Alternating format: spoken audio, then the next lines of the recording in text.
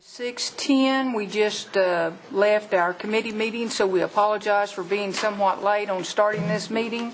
So I'm going to go ahead and call the meeting to order, and our secretary's not here yet, but I think we'll just we'll go ahead and start with our we can go ahead and do our we start at the State of the Nation, then we'll go down to our veterans. Is the chief here? Okay. We're just going to go ahead and do our prayer first, then we're going to have you next, and then we'll have the veterans until we get our secretary here. Councilman Byrd, will you do the prayer? Let us stand, please. Ogi doda kalali he ko hissa heyege o zali heli jo zadatni as a legion al stefti ki stella he do hesu do zuktani do hakosa heyege. The most gracious Heavenly Father, thank you for the honor and opportunity to be here to take care of the business of the Cherokee people. We just thank you for all the many blessings that you have bestowed upon us. Bless the leadership and bless these people who are with us tonight, the visitors, and may have safe travel to and fro. And we just thank you and we give you all the praise in Jesus' name. Amen. Well done. We're going to hold on the roll call and approval of minutes until we get our secretary here, and we'll start with Principal Chief Bill John Baker.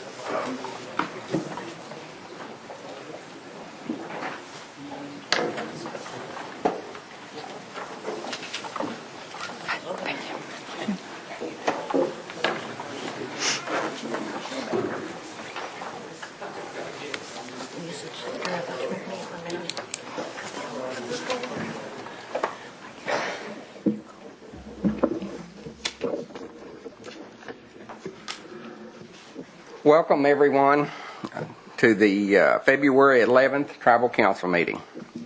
Let us begin tonight with a moment of silence to honor our Secretary of State, Charles Head.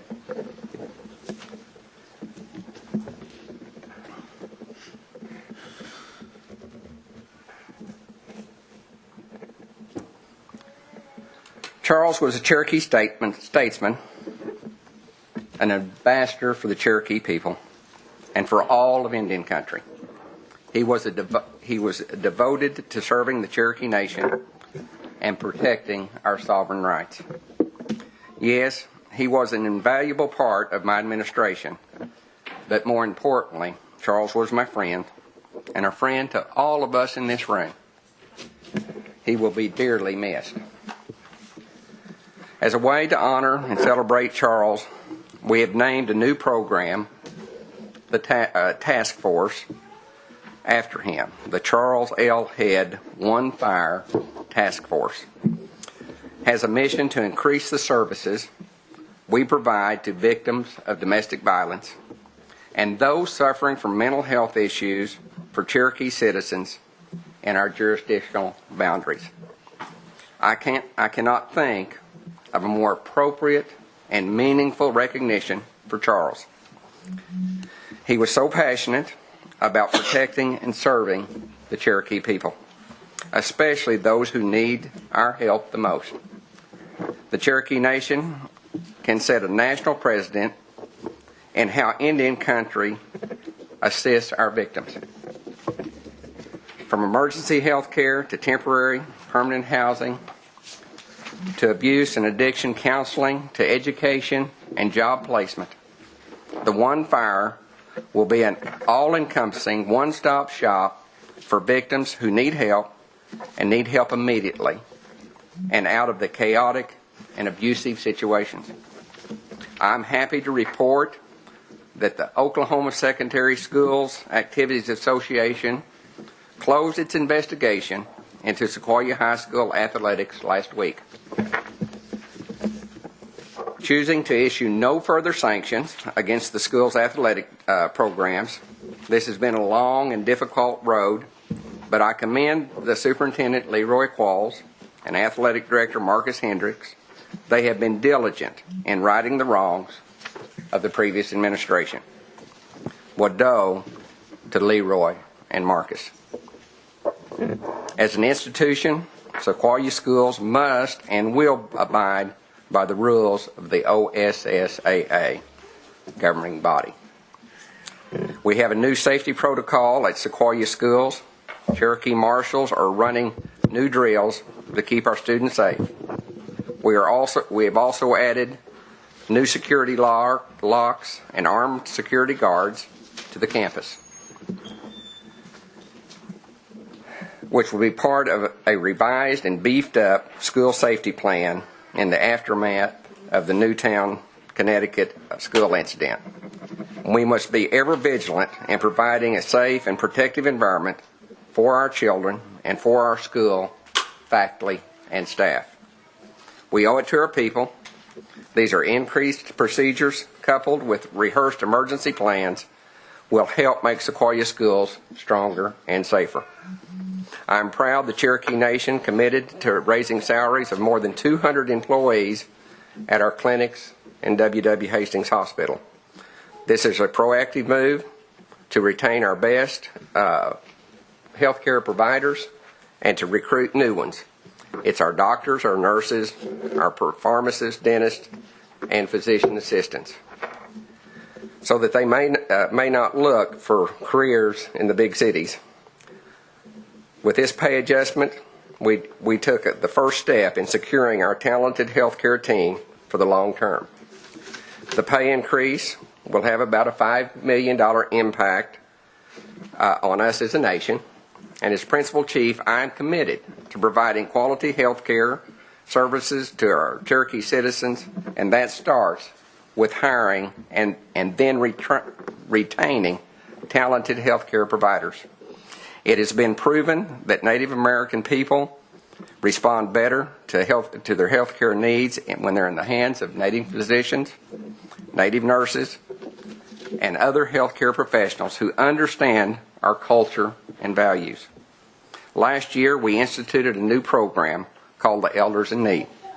That program is designed to help some of our most vulnerable citizens, and it has been a great success. Through Elders in Need, we have helped over 1,250 households this winter. I am proud we created a mechanism for our senior citizens, many on fixed incomes, who get the financial aid from the tribe that they need during the hard winter months. Our elders should not have to choose between paying their utility bills, buying groceries, or medicine. I am proud of this service and what it means to our people. Cherokee Nation environmental programs can help citizens save on utility bills with a free home energy audit. I encourage the citizens to take advantage of this service. The audits will show you where easy to install weatherproofing products can make a significant difference in your utility bills. The IRS Volunteer Income Tax Assistance Program, which is staffed by Cherokee Nation volunteers with financial backgrounds, will once again be donating their time and expertise to file federal and state income tax returns for those earning less than $57,000 annually. The service is provided free to those who live within the Cherokee Nation's 14-county jurisdiction. And now, it's a sad time. We're going to take another moment of silence for those Cherokees that are no longer with us. It's not been a good month. We have Margaret Scott Horn of Vian. She's the grandmother of our secretary, or our treasurer, Lacey Horn. Guy Kelly Horn, a citizen from Stigler that is her great uncle, Lacey's. Mike Nichols, the father of the mayor of Tahlequah. Mose Henson, an elder from Lost City. Henry Walker from Vera. Gary Chopper, a former council member. He sat on the first council of the Cherokee Nation. Flo Guthrie, former mayor of Claremore, passed this morning. Irvin Rock, who worked here for many years as the director of human resources, he passed away as well. John Calaveer and Daryl Sanders, both of Locust Grove. Cheyenne Rose of Gore. Mary Jo Stites, Laverne Fisher, and Howard Dale, all of Salisaw. Amy Nofire of Nycut. Cumming Bluebird of Bunch. Beatrice Osawee of Tahlequah. Does the council have others? Betty West of Pine Grove, California, was the leader of our satellite organization in Sacramento. Absolutely. Betty West. Juanita Cochran Russell of Chelsea, she was 99 and a half, and I had missed one from the fall, and Billy Quinton from Claremore. Thank you. Herman Miller of Muskogee, and also Robert Diamond, Weber's Falls.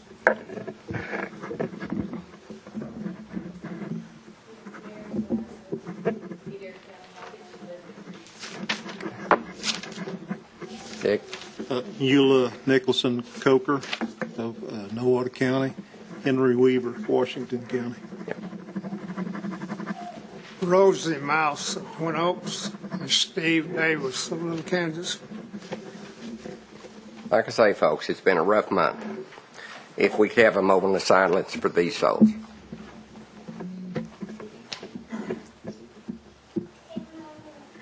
Would now we get to the Deputy Chief and honoring our veterans.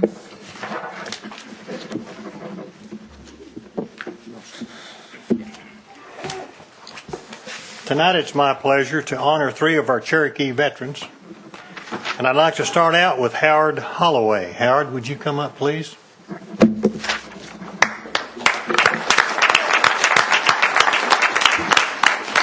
I'd like to ask council members Kara Cowan Watts, Buell Anglin, and Lee Keener if they'd like to come up and help with this. Howard, I want to read about you a little bit. Are you comfortable? Howard was born in South Coffeyville, Nowata County, Oklahoma. His parents were Charles D. Holloway and Intha E. Richardson. He was raised on his mother's allotment 2 miles south of Keatonville Store in South Limestone Community. He went to high school in Claremore, Oklahoma. He spent 2 years in the Oklahoma National Guard 45th Infantry Division. Then on April the 4th, 51, he enlisted into the Army. His basic training was at Fort Hood, Texas, 1st Armored Division. He was then sent west to Fort Benning, Georgia, to take Ranger training. By way of Fort Lewis, Washington, he was sent to Yokohama, Japan, from there to Korea. He made an amphibious landing in Incheon, Korea. He was assigned to the 17th Infantry. In the second major battle, he was injured. Howard was sent to Tokyo Army Hospital to recuperate and then sent back to Korea. He was then assigned to the 10th Signal Corps. His duties were to string telephone wire from headquarters to the outpost. He was honorably discharged April the 4th, 1953.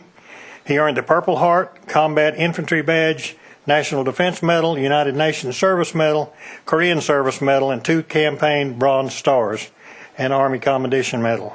After he returned home, he went back to Oklahoma School of Accounting and became a public accountant. He started his own business of preparing income tax returns, which he worked for at 50 years. During that time, he worked for the Tulsa Fire Department as a firefighter for 25 years. Howard is now retired and lives in Claremore with his wife, Lorna, about 3 miles from his mother's allotment. And, sir, I want to thank you for your service to this country.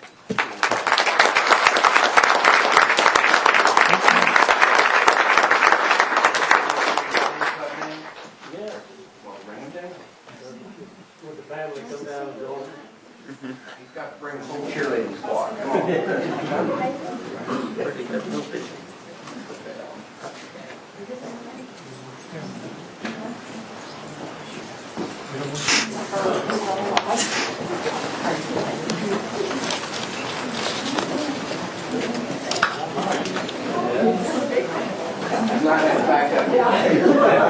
It's like the Lattimore family.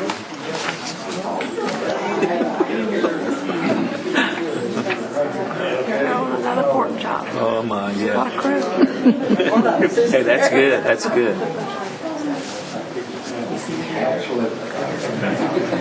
Joey go to war, that much. I guarantee you.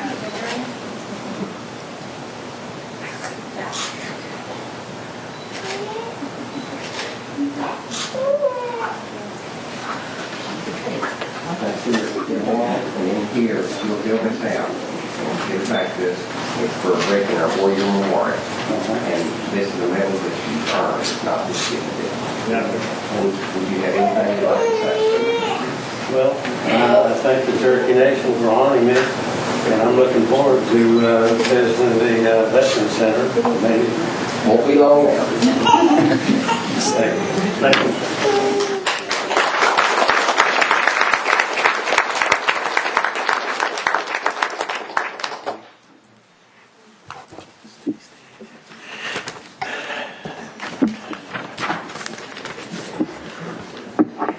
Our next veteran is a gentleman named Paul J. Adair. Paul, would you come up, please?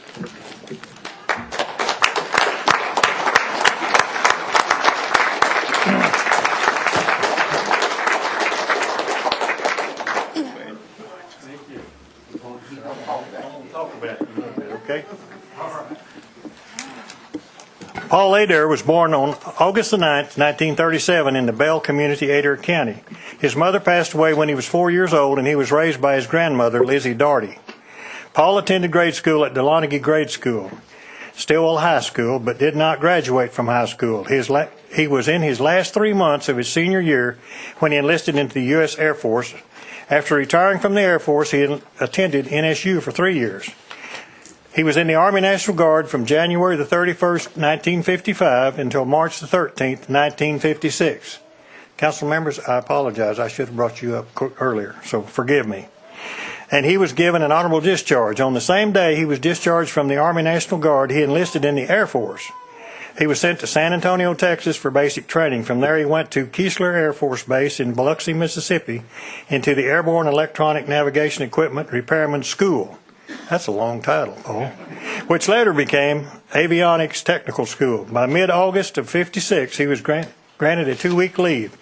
He returned to his hometown of Stillwell, Oklahoma. By August 31st, 1956, he was married to his high school sweetheart, Shirley Payton. Paul and Shirley have 5 children, Joe, Kenneth, and Jeff Adair, Kathleen Howell, and Julie Latta.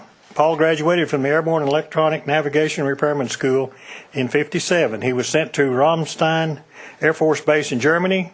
He was there when his first child was born.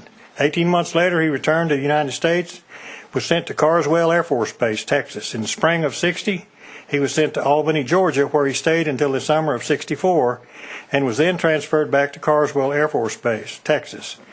In '64, he was sent to Okinawa and was there until December of '64, when he returned to Carswell Air Force Base. In May of '64, he was transferred to Minot Air Base, North Dakota. He was there until September of '69, when he was sent to Vietnam. From Vietnam, he was sent to Robbins Air Force Base in Georgia. From Robbins Air Force Base, he was transferred to Little Rock Air Force Base, Arkansas. In 1976, after 20 years of service, he retired at the rank of Master Sergeant. His medals and awards include the Air Force Commendation Medal with 2 oak leaf clusters, Vietnam Service Award, National Defense Service Award, Small Arms Marksmanship Award, Air Force Longevity Award, plus many other citations. And in a funny note here, I thought he's got a sense of humor. Mr. Adair said he's 75 years old, retired from the Air Force after 20 years, retired from Baldor Electric Company in Westville after 21 years, and he's still kicking. Sir, I want to thank you for your service to your country.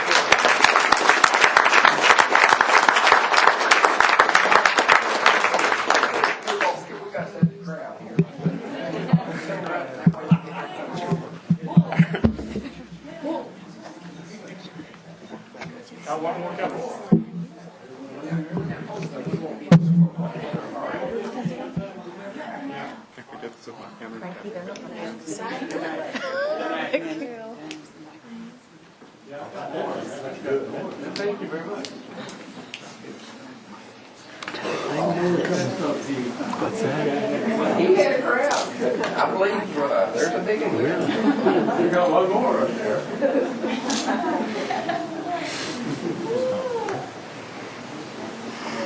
This one. I'm the one responsible for forgiveness. Y'all can join in?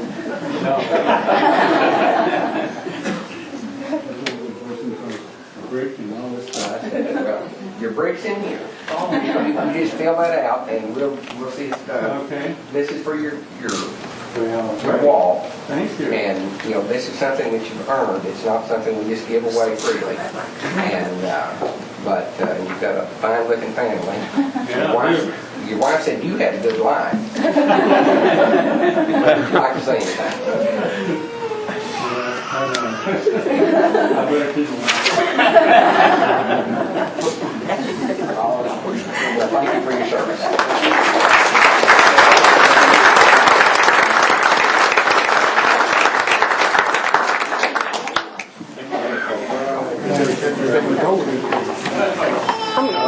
Really cool.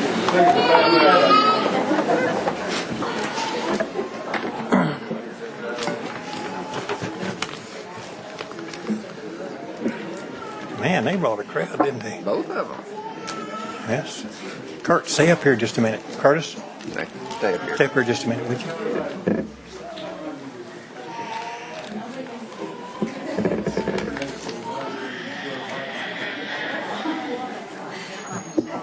I think there's another one. Our next veteran and last veteran tonight is Terry T.J. Scott. Terry, would you come up, please?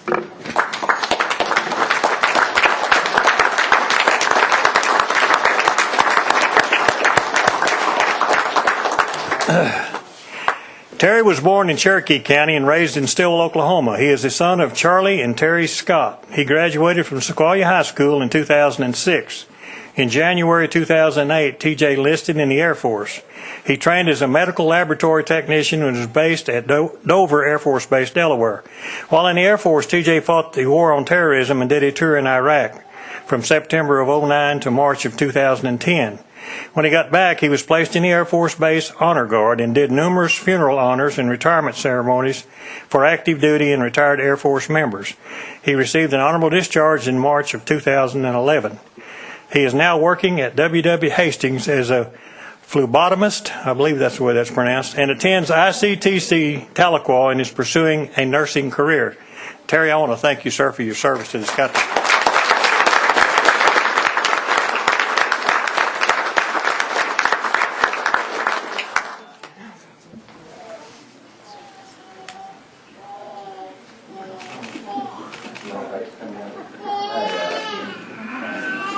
Come on. We need your help here. Come on, Charlie. You were in the right note. Come on down. You wanted to come down, didn't you? You wouldn't want to shut up there. Hold it.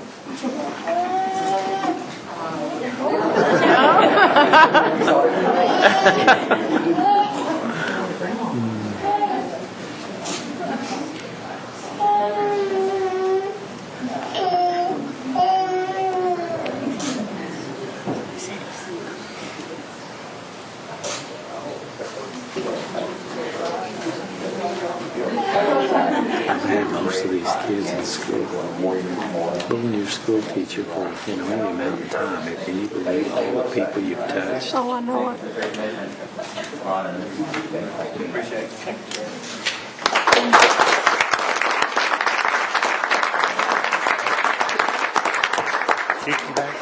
That's it. I'm through, Madam Speaker. Thank you very much. Okay, we're going to drop back now and have our legislative coordinator, Shelley, call the roll. Bill England. Here. Jack Baker. Here. Joe Bird. Honey. Juliet Gibbs. Jody Fisher-Pop. Here. Meredith Fraley. Here. Janelle Fulbright. Present. Sean Gardman. Frankie Hargis. Chuck Huston Jr. Here. Hannah Jordan. Present. Lee Keener. Dick Lay. Here. Curtis Snell. Here. David Thornton. David Walkenstick. Karen Callan Watts. Honey. We do have a quorum. Okay. Next on the agenda is approval of minutes of the previous meeting, and that would be January 14th, 2013. Do I hear a motion? So moved. Second. Motion and second having been made, all those in favor can signify by saying aye. Aye. All those opposed? Ayes have it. Madam Speaker. Yes. Madam Speaker, I would like to make a motion to amend the agenda. This will be new business items 12 through 16. First is a resolution authorizing the BIA to revise and update Cherokee Nation's inventory of tribal transportation facilities. Next, an act relating to an amendment to the Concurrent Enrollment Scholarship Act of 2011 to revise eligibility requirements. Next, a resolution recognizing the life and service of Secretary of State Charles L. Head. Next, a resolution authorizing the submission of a grant application for the 2013 CTAS Coordinated Tribal Assistance Solicitation. Finally, Madam Speaker, Legislative Act amending Legislative Act 3812, authorizing the comprehensive capital budget for FY 2013. Is that in the form of a motion? Form of a motion. Is there a second? Okay. Motion and second having been made to amend the agenda, adding these items 12 through 16, can signify by saying aye. Aye. Any opposition? Ayes have it. That brings us down to action of unfinished business. Seeing none, we'll move on into committee reports. And Mr. Cooper, you're first up with the Housing Authority.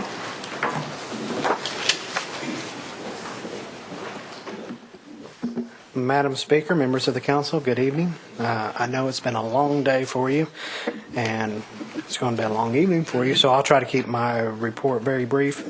I do want to mention that the next regularly scheduled Housing Authority meeting is scheduled for next Tuesday at 5:30 at our Housing Authority offices just off of 4th Street here in Tahlequah. We are on schedule to have another 15 brand new homes completed by the end of this month.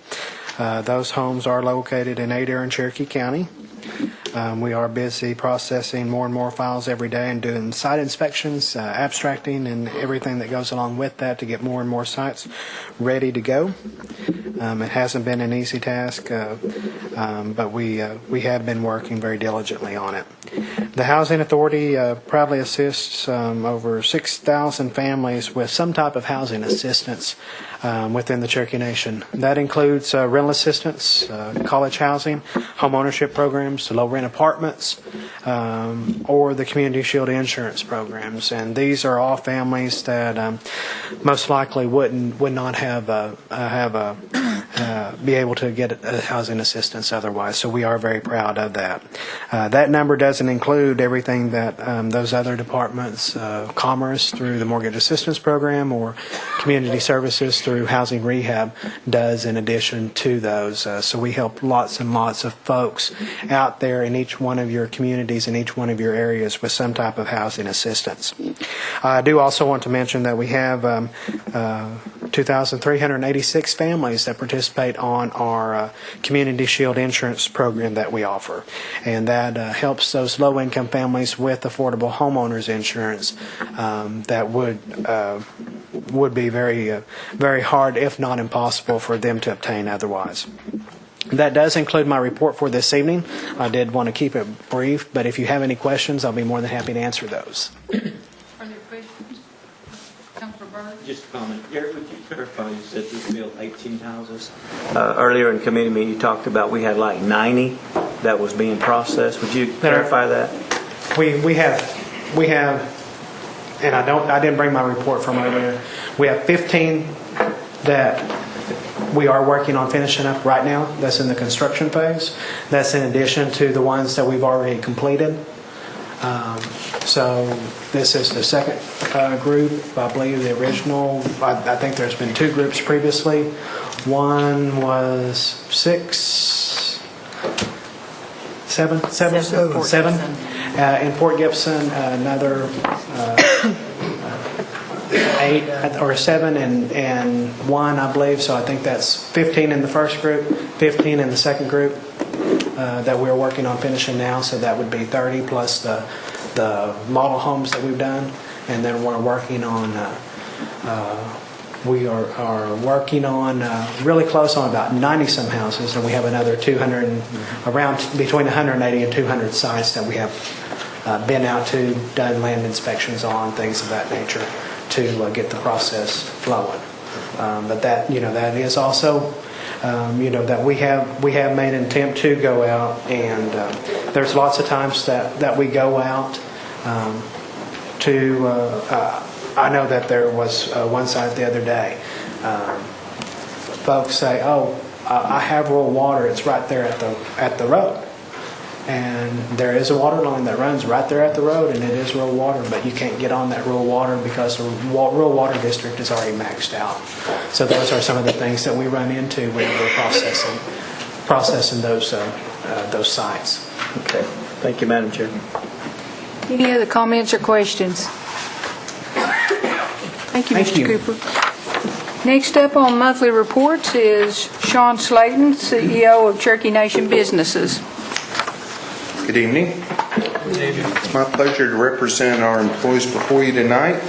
Be reporting on November-December financial results, which was the end of the first quarter, and we saw a very strong first quarter for 2013. We were very happy how it ended. Normally January, February, and March are our best months. However, Congress saw fit to make some changes to the tax code, and normally we see a lot of the tax refund money come back to us in the form of staycations, where people come out and have a good time at the casinos, and that was delayed.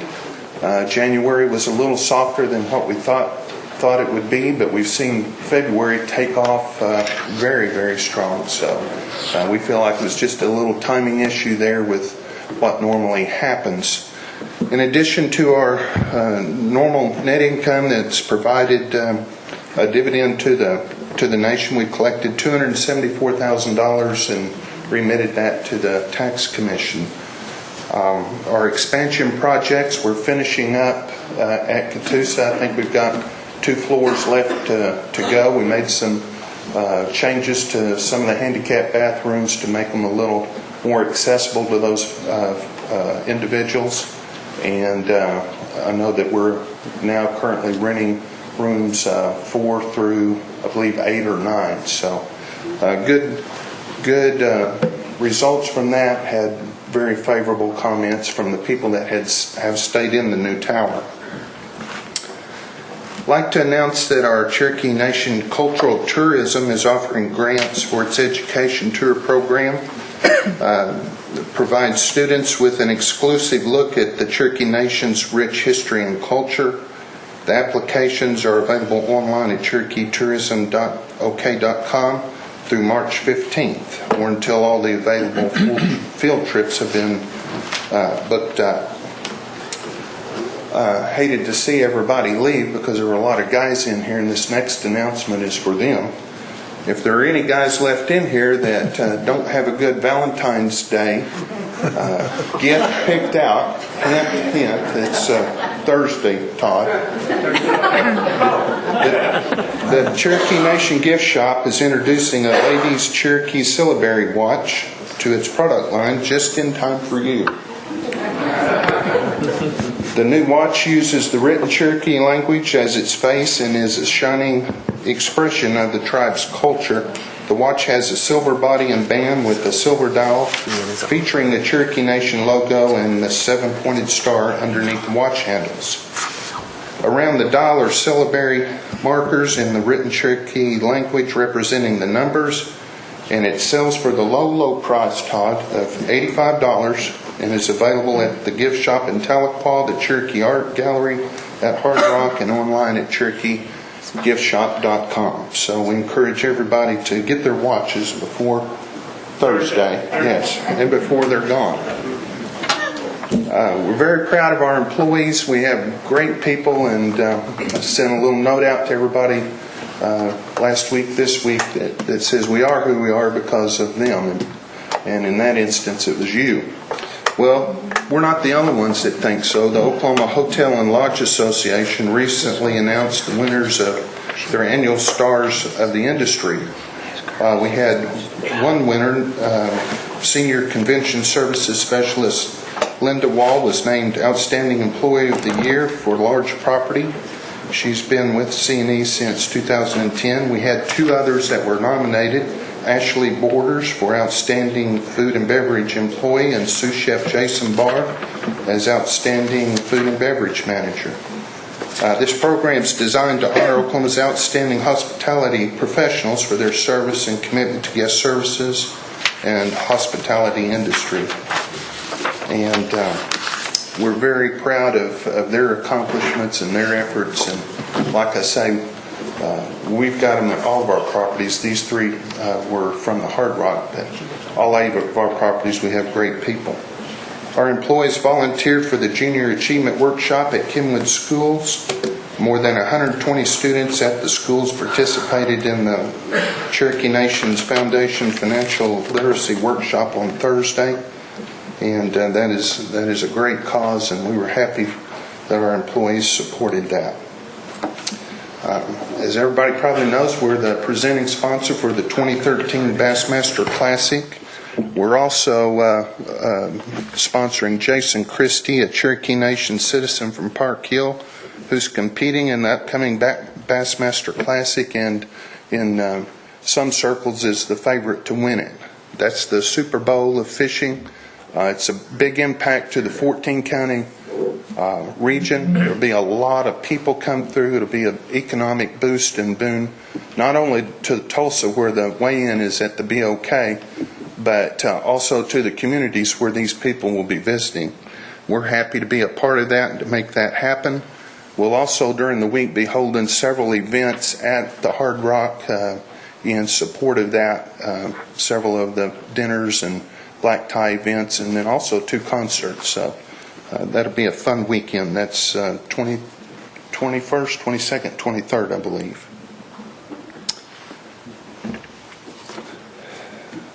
Currently, our current employment at C&B is 4,350. 72.1% are Native American or Cherokee, with other Native American at 7.5 for a total of 79.6. And with that, I'll conclude my report, and I'll be happy to answer any questions, and seeing none, I will be leaving. Are there any questions? Council Lady Watts. Thank you, Madam Speaker. I appreciate your sense of humor tonight, Sean. We needed one today. You didn't even have to get in on the meetings earlier. No. You knew that. I have several questions, and I hadn't had a chance to ask you at ENF. So, sure. Could you tell me, have there been any more land or business purchases? No, ma'am. Okay, can you give us a list of what we have been doing recently, or? I think that list has been forwarded to the AG's office, and I think that's forthcoming. Okay. But we have, I guess, in the last quarter had 2 that I remember, the golf course and the land being one of them, and then there was one that's kind of pending closing, some title issues, and we'll be announcing that very shortly. Okay, and I always had assumed that the non-disclosure agreement only applied with the sale pending, but after the sale is done, we should have full disclosure. And actually, as elected officials, I thought we would have disclosure before, but that's a different discussion. So will we get details then? Yes. Okay. Has the hangar been sold? No, it's still on the market. Various individuals have inquired about it, but we don't have a firm offer yet. Okay. And what are we using the Woodmark building for at this point? Currently, we're in the process of cleaning that up, but we'll be making an announcement shortly. We're happy to comment that our contract at Pryor with Walmart and TRG is growing, and we've outgrown that space, in fact, and that we'll be moving some of that, if not all of it, back to the Woodmark building. We're in the process of entering into a storage agreement with TRG for their overflow, and we're negotiating with them for an additional 2 to 3 warehouses. That's not finalized yet, but they're very happy and proud of what they've helped us accomplish there at Pryor. And we've just, because of the size and the volume of that particular endeavor, we've outgrown that space. And what that will do is it will free up some space there to continue our machining and metalworking efforts and in Pryor. And just a reminder, that's TRG is that work, the metalworking and No, machining? TRG is the repair for the TVs. What happened, originally we were contracted with Walmart. Well, Walmart had a vendor that did that business with 6 return centers. And they were very happy with what we had done, so they asked TRG to come talk to us, and they did. And they were impressed and said, hey, we want to partner up with you on this, and we'll give you 1 return center, see how you do. Our employees knocked it out of the park, and they said, hey, we want to look at expanding this to at least 2 or 3, but your space will not allow us to do that. So we will not approach Walmart and ask for another 2 or 3 without some commitment from you that we can have some additional space. And there's not a problem with the location, because I thought the distribution center really was reliant on Pryor as a location because of where it was on the routes. Well, that was when it was with Walmart. This is with TRG, although it's still Walmart product. So it's really kind of the contract same is deal? between TRG and Walmart. It's a bigger, and it's evolving into a bigger scale. The next step is actual repair work. Okay. And then what is happening with Cherry Springs or the Berry property? What's the plans for it? And can you give me a report on the cost we've had to incur? Well, I don't know those figures exactly, but I will tell you what we're doing. We're in the development phase of how to use that property, the property utilization. And on the golf course in particular, what we're trying to do is bring that back up into shape and make sure we maintain it just like we do Cherokee Trails and the one at Catoosa. And so we're currently doing a little bit of work on the clubhouse. We're doing a little bit of work on, well, not a little bit of work. We're constructing a cart barn.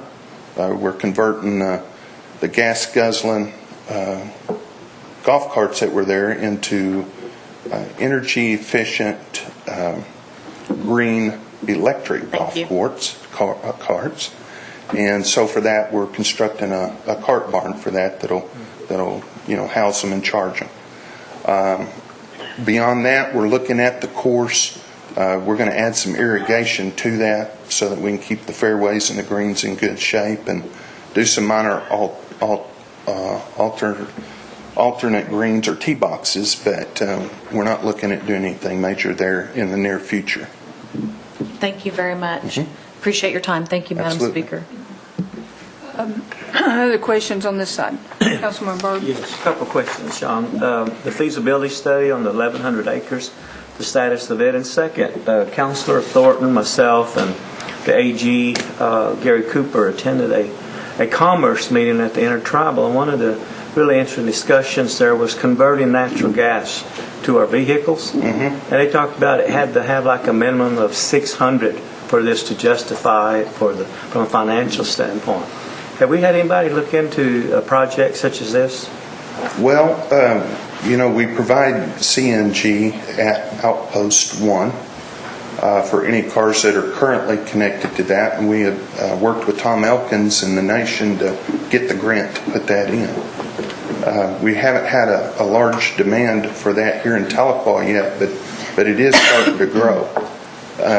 The conversion cost, when we originally looked at that for our vehicles, was cost prohibitive because a lot of it has to do, the feasibility of it has to do with tax credits that you're able to get from the state or the feds, and of course we enjoy a tax exempt status, so we wouldn't be able to recoup anything from those. Now, if there are other programs out there, we'd certainly be open to look at that and see how we can make that work. Okay. Thank you. Thank you, Sean. Councilman Garvin? Thank you, Madam Speaker. On Fort Gibson Casino, notice the sign is not quite finished, and also notice those 5 or 6 trailers still kind of an eyesore sitting there. Can you kind of fill us in on that? Yes, sir. We've demoed the store and beginning work on the porte-cochere that will attach to the front, and the empty mods will be moved to the Tahlequah warehouse. We've had a request for one for the Marshal Service, and we're entertaining that request right now, and we'll probably fulfill that. The sign, I'm not sure what the completion date on it, but it will complement the rest of the property. I suppose it'd be a big neon sign with lots of lights and so forth. It will be a neon sign with lots of lights. How big it is, I don't know. Thank you, Madam Chair. Anyone on this side has questions? Mr. Keener. Thank you, Madam Speaker. First of all, Sean, thanks for reminding me about Valentine's Day coming up. You're welcome. I have to ask you again this month about the Tribal Council policy.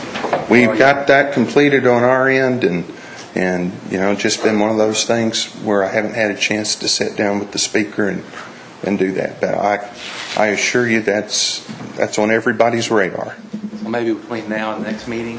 Well, I said that last time, so I'm not going to say it again, but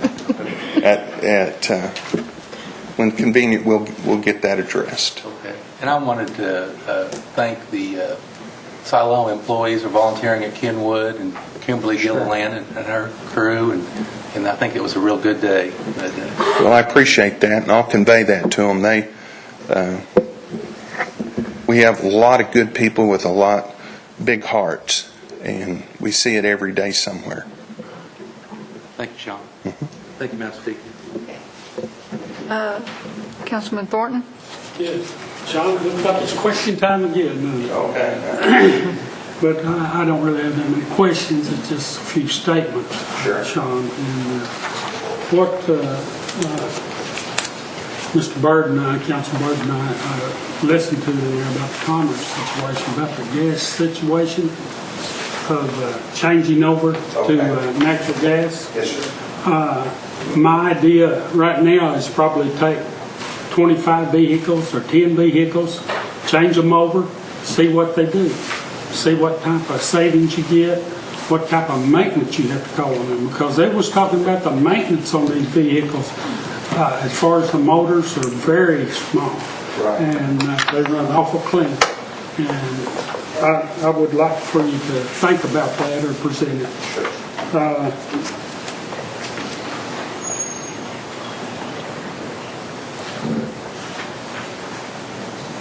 Again, I would like to bring forward a compliment on your people that put on the Salsa Chamber of Commerce banquet. It was very, very good food. It was well decorated, and your expertise down there is very good. And your people down there, as far as your chef, you brought your head chef down there. And I tell you what, that food was out of this world.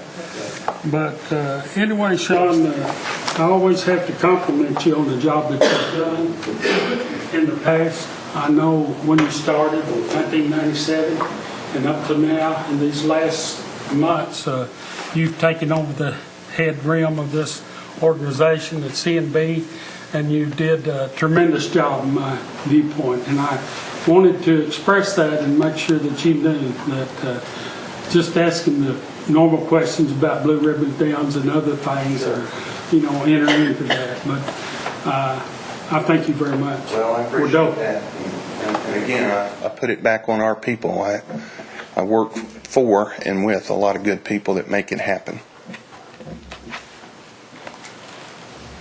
Council Lady Watts, you had a question? You just briefly, your staff that came, I don't always get to interact with West Siloam Springs or the other casinos outside of Rogers County. They did an exceptional job. Great. Councilman Keener and I had the opportunity to break the ice for the 7th and 8th graders for them, thank goodness. It was painful. Yeah. And they were just incredible. They had to spend the whole day with these students. And I understand that by the time they were done, that the kids were really interacting. And so they had a hard job that they volunteered to do. And they were all the way from the kindergartners to the 7th and 8th grade. Every classroom was just glowing to have those employees there in front of them. So thank you for allowing them to go out and do those things. You're welcome. Lady Fulbright. Thank you. I just want to reiterate, I guess, what Councilor Thornton said about our South Saw Chamber banquet that was hosted by the Cherokee Nation. It was excellent PR for us. Plus, this is the first time in 4 years that they have been able to have it at Blue Ribbon Downs, and that's their place of choice where they were used to having it. Right. It was beautifully decorated, food was excellent, and I thought the whole atmosphere was great. And of course, that whole community wants to bring horse racing back. Sure. And anything that can be done out there, as far as I heard, we were tearing down some barns, cleaning up, and we're anxious to hear about the feasibility study. But I just want to thank you and the whole group for, especially Tanya Roop and Joe McReynolds and Eli Pumpkin. They all did a great job, and the whole chamber banquet people were really bragging on the Cherokee Nation and what a good job you did, and you're to be commended. It was really great. The food was outstanding. Thank you. That's all. Thank you, Mr. Slayton. Thank you. Seeing no old business, we'll move into new business, and out of the Rules Committee, we have several items. Chuck, would you take item 1? Madam Speaker, item 1 is a resolution electing the office of Secretary to the Tribal Council, or more specifically, re-electing Councilor Fishinghawk to that position. And with that, I move for its approval. Second.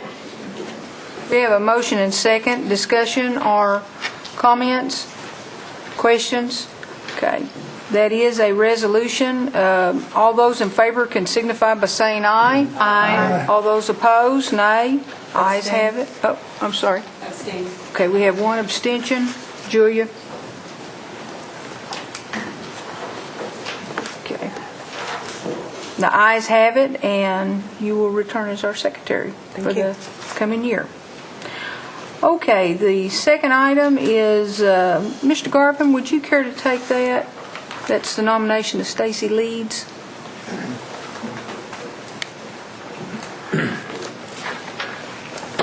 This is a resolution confirming the nomination of Stacy L. Leeds as Commissioner of the Cherokee Nation. Say. Okay. We have a motion and second. I was given information earlier that Ms. Leeds was unable to return from Seattle, but we did have an extensive communication with her at one of our committee meetings, and so I believe we'll move this forward. Are there any questions, comments, discussion? Make a motion we do it by acclamation. Okay. Second. All those in favor signify by saying aye. Aye. All those opposed? Ayes have it. Stacy Leeds will become a commissioner of the Cherokee Nation Gaming Commission. Okay. Councilman Byrd, will you take number 3? Yes, this is a resolution confirming the nomination of Janice Carlisle Randall as a board member of Cherokee Nation Foundation. I'll put that in form of a motion. Okay, we have a motion and second. I do not see Ms. Randall here tonight, but we also had an extensive communication with her, I believe, in committee. Are there questions, comments, discussion regarding Ms. Randall as a board member of the Cherokee Nation Foundation? By acclamation? Okay. All those in favor of this resolution can signify by saying aye. Aye. Opposition? Ayes have it. Ms. Fulbright, will you take number 4? Yes. Number 4 is a resolution confirming the nomination of Gloria Sly as a board member of the Cherokee Nation Foundation.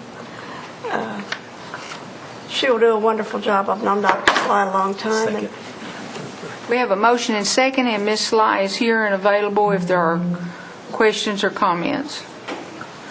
Do we need her to come down? No. Okay. Okay. Might not need you right now. Thank you.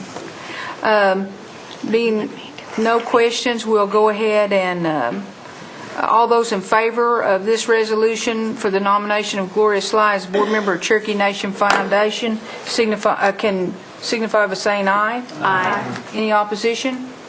Ayes have it. Ms. Sly, would you like to say a few words? Come on down. You can come on down to the podium. You got a low voice, like me. See, I'm not very loud either. Yeah, people find that funny.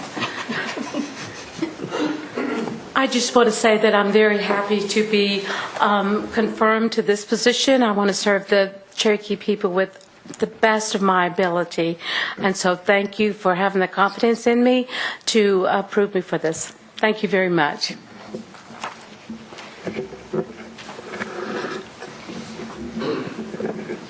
Thank you, Ms. Sly. Okay, Ms. Fishinghawk, do you want to do number 5? I defer to Joe Bird so he can do it in Cherokee and talk to these women. A resolution confirming the nomination of Fanny Robinson as a member of the Board of Directors, Cherokee Nation Waste Management. And I put that in form of a motion. I'll second it.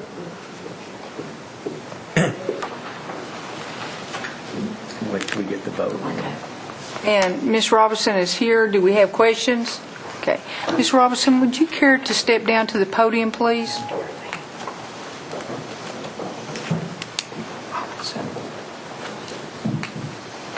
I knew that you would.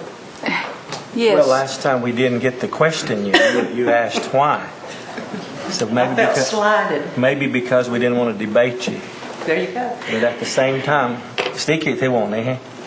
Oceanagati, Galili, Corset, Surya, Tilik, Ostigadant, Yawatuli, Nigard, Anita Lake Unigawalt, Oshustoti. Good evening, everyone. Hello. I'm Fan Robinson. My friends call me Fan, so I guess Todd came up with the name I don't like. But I'm very honored to be nominated for this position. I don't take it lightly. I have family that lives on Killer Mountain, just across the holler from where the landfill is located, which is my land, our allotted lands. So it's very important to the people that live there and has been since day one. I know the history of the landfill from day one, and it's a history that was meant, I think, for our people to have some place to take their garbage. And I think it has extended far beyond that. And I'd like to really hear about what the council and administration wants from your constituents that you have talked to about the landfill. But I want you to know that I will do my best and look at the permits. I'm sure you know as a council that the tribe is their own permitter, which sometimes is a lack of check and balance. So we need to be careful with that. I think Mother Earth is somewhat ignored sometimes, and we have to really protect Mother Earth and what she does for us every day. So I'm honored. Thank you for the possibilities and the honesty that I think will come from this. Any questions? Council Lady Watts. Thank you, Madam Speaker. I wasn't able to ask you questions in committee because I had stepped out of the room after 4 hours. So by the time I got back, you were already done. But I know from your resume that you're uniquely qualified, not only as a resident near the landfill, but you have a technical background and a policy background around in this area. So I was really excited to see your nomination, and still am. But I do have one question that's come up because I had community members ask, and I needed to pose the question. If you are asked politically to close the landfill, would you support closing the landfill? I cannot answer that until I see the permits, until I see the status, until I see what is the life left at the landfill. There's a lot of questions that I have, so that's certainly something I couldn't answer tonight. Well, ma'am, I need to rephrase then, I guess. So the Environmental Protection Commission is established to be part of the government, but independent of the elected officials or politicians. So they're overseeing the permits, or they should be. And then now the waste management, the reason I'd asked Luann about the liability was they've been set up now, waste management is a separate entity in order to help deal with the liability issues that you're going to face with your responsibility, both fiscal and environmental responsibility on waste management. And I say all that to help folks in the audience understand why I'm going to ask the next question, I guess. So, assuming that the business case supports a new sale or that there's adequate space and the political leadership or elected leadership, for whatever reasons, comes and asks for it to be shut down, would you support shutting it down if there's still capacity and there's no financial reason to shut it down and it's just a political reason? Because there's people in the community concerned about it, I guess. Not necessarily about you, but just in general at the landfill. There's always been a concern by the community there. I've heard all kinds of concerns. And I think the tribe has been very lax in educating people about landfills. And I think maybe that's a start to educate people how good they could be. They can also be very bad. So I still cannot answer that question tonight without knowing what is there. And I hope to know that after some time to be able to bring that information back to you all as our elected leaders. But I would also hope that you as elected leaders will go back to your constituents and people that have voiced these concerns to let them know and see what they want. And then hopefully, if they want it kept open, we can run it to the best of our ability. It's a Subtitle D landfill and should be treated as such. Well, the concerns that were expressed to me was they don't want to see the wildcat dumps out in the community again. And when we open the landfill, those stop. I mean, I don't think anybody by itself alone wants to have a landfill. I mean, that's just not in my backyard. Yeah, NIMBY, not in my backyard. But if they think that that was an end to illegal dumping, they're sadly mistaken. It was not an end to illegal dumping at all. There's still illegal dumping just right down the road from our land on Killer Mountain, which is less than a mile from the landfill. So illegal dumping is still well and happy. So what I heard you say, and I don't want to mischaracterize, but I told them I would ask because we happen to have two nominees come forward on waste management. What I thought I heard you say, and I want to make sure I don't mischaracterize it if I'm going to answer their questions and when I follow up with them, is that if it is economically that the landfill is still feasible technically and economically, that you would not vote to shut it down just for political reasons. I did not say that. Okay. I said I need to study it more and bring information back to you and the administration as our elected leaders to help Luann and I make those decisions. And we bring you the information. We could not make that decision alone. There's no way. I assume that because of the way we've got it set up, that it is your liability and it's your responsibility to make that decision. Maybe I've misunderstood the role. What I understand, and Todd can correct me if I'm wrong, I guess, but we don't have that power as two people of a board. We would have to bring it back to the administration and to the council. I'm only asking about the board's role, and she would just be one member of the board. She's one member of the board, and I believe that she's answered the questions quite thoroughly. Is that answering a question hypothetical is dicey at best. She has answered that she will take all the information that she gathers from the community, from the constituents that she knows because she lives there. And she knows that and I grew up in Rock Fence, so I too know the benefits and the dangers of a landfill right in your backyard. But be that as it may, she has expressed what she will do as a board member, which is exactly it: gather facts, make the decisions based on those facts, and be done with it. Thank you. Thank you for your time. Thank you, Madam Speaker. Councilman Byrd. I was just going to say, as a tribe, and I would hope the council here in just recent would have some type of information to give to you. I mean, have we done our own research? Have we had community meetings and had input when we put these people on these boards and say, this is what we have done for you. This is the information that we have for you to make these decisions. And I won't give you a hypothetical scenario whether you can answer yes or no. But I think we're a little bit derelict from our side on what we provide our people we nominate to these boards and commissions to. I can speak for myself, not Luann, but as of tonight, as I speak, we have not gotten information from anyone. Okay, we'll provide you that information. It would be greatly appreciated. Thank you. Thank you. Councilman Snell. Yes, we have an environmental study that should be out within the next 2 weeks. Once we get that study, we can forward it on to you.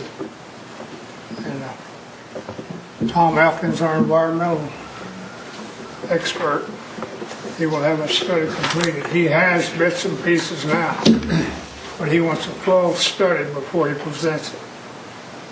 Great. And we'll get it to you. Councilman Snell, did I also understand you wanted to be added as a sponsor? Yes. Thank you. You did that. Councilman Lay. You have me as a sponsor. Mr. Lay. I do have a comment. Ma'am, this is your country, not mine, so I'm going to lean heavily on you to inform me. I'm going to really take what you tell me with great respect. I appreciate that. To what we're going to do here. Thank you. Thank you. Any other questions or comments on this side? I think by answering the question, Mrs. Robinson has proven that she's going to do what she thinks best, that very little people are going to influence her mind. She's going to do what she thinks is right for the Cherokee people. I've known her for many years. My older brothers and sisters knew her, and she'll be a great person on the board. What up, Jody? Ms. Hargis wants to be added as a sponsor. Any other comments or questions? I do. Ms. Fulbright wants to I want to comment. Oh, okay. Sorry. That's okay. Councilman. I want to be added as a sponsor. I've never met you before tonight, but you really have impressed me that you have the interest of the environment at heart. And I, too, am very, very interested in what goes on at the landfill. And I recently went down a little side road by our property there at Bradley Ford. I didn't go down the main lane to the property, but it cut off a little bit soon. There were at least 30 to 40 fresh bags of garbage had just been struck down this little pathway about 100 yards from the highway. There's illegal dumping everywhere. And so I know it was on the wrong side of the line, but I called the sheriff over in our county. I said, is there any way your county boys could get a little bit mixed up? Because he sends the prisoners out all the time to pick up garbage. And he said, where is it? And I said, just north of the Bradley Ford Bridge. He said, no, that's Adair County.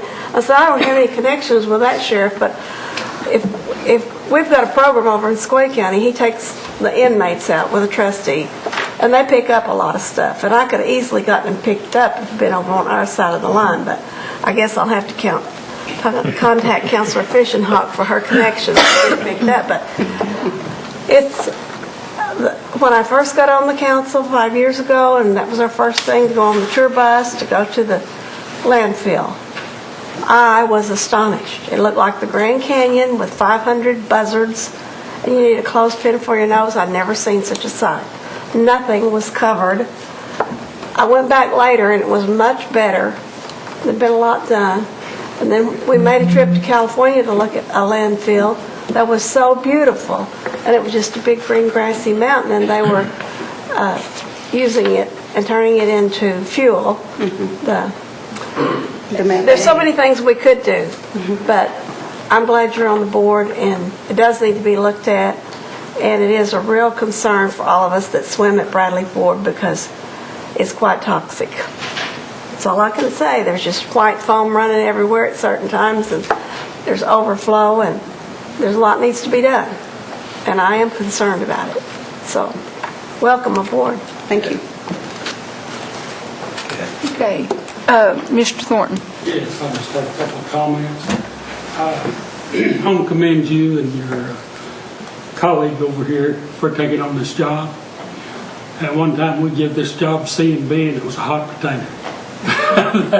I can imagine. They throwed it right back at her lap.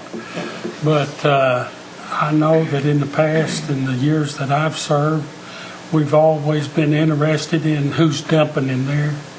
Are they from out of state?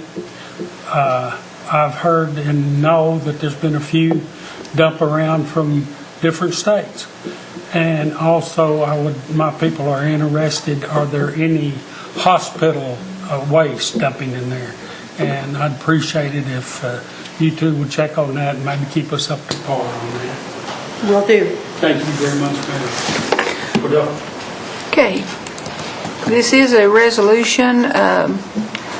All those in favor can signify by saying aye. Aye. All those opposed? Ayes have it. Looks like you're going to become a member of the Board of Directors of Cherokee Nation Waste Management. Thank you very much.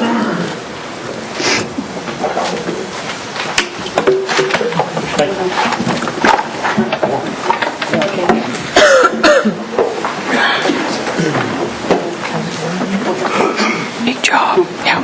Yes, you did. Yeah. You'll do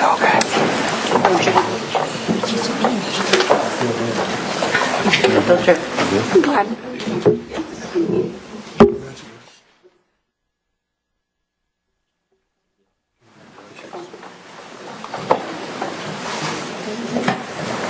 Okay.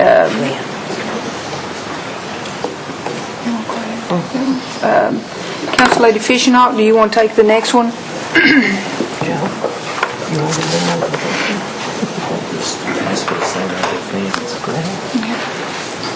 Okay, you want me to take this again? Yes. Oh, I don't know the news. It's Luann. The resolution confirming nomination of Luann Collins as a member of the Board of Directors, Cherokee Nation Waste Management. I put that in form of a motion. I second it. We have a motion and second. Do we have, and Ms. Collins is here, do we have comments or questions? Ms. Collins, would you care to come down to the podium?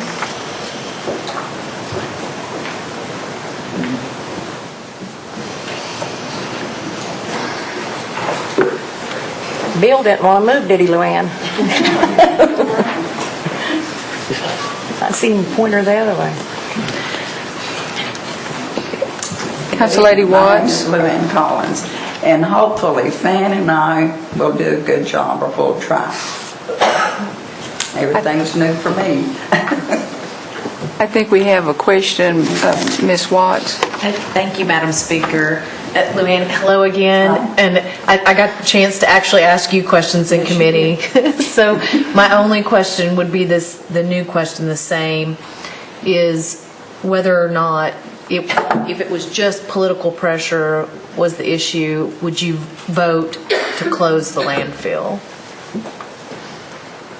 And it wasn't, for financial or technical and like environmental reasons and those things. It was just because you were asked to politically.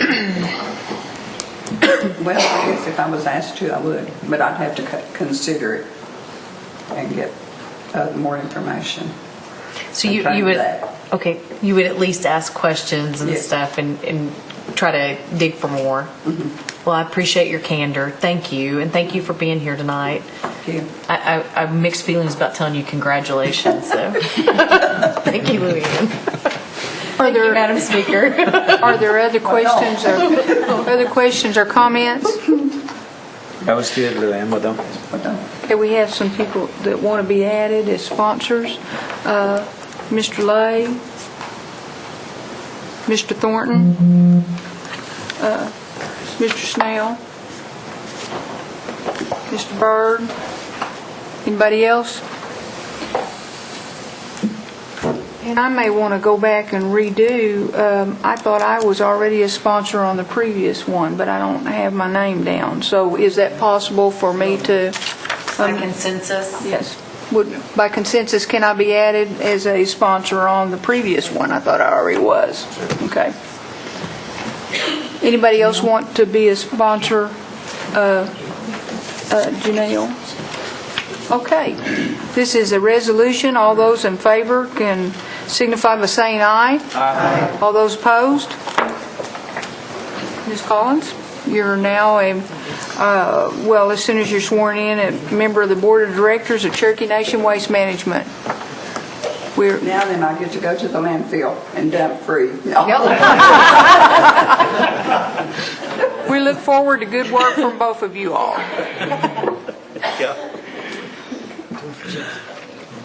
Okay, moving on to number 7. Mr. Hoskins, could you take that? Thank you, Madam Speaker. Madam Speaker, it's my pleasure to move for the approval of a resolution confirming the nomination of Chris Carter as a commissioner of the Cherokee Nation Tax Commission. Madam Speaker, in Veneta, in my community, when you think about good business and good community service, everybody in my town thinks of Chris Carter. He has operated a successful convenience store and catering operation in Veneta for decades. Anytime there's any charitable cause, any need in the community, Chris Carter's there, and it won't surprise you, Madam Speaker, that he's also Cherokee. He's a good man. He's well suited for this position. I'd also add, Madam Speaker, Shout and Sack, his convenience store, is actually, I think it's still the case, but when I was in high school, it's where all the cool kids hung out. Now, I was never asked, actually, to hang out there. That's what I understand. I can imagine high school. So that I move for its approval. Okay, we have a motion and a second. Do we have questions or comments? Okay. Mr. Carter, would you care to come down to the podium, please?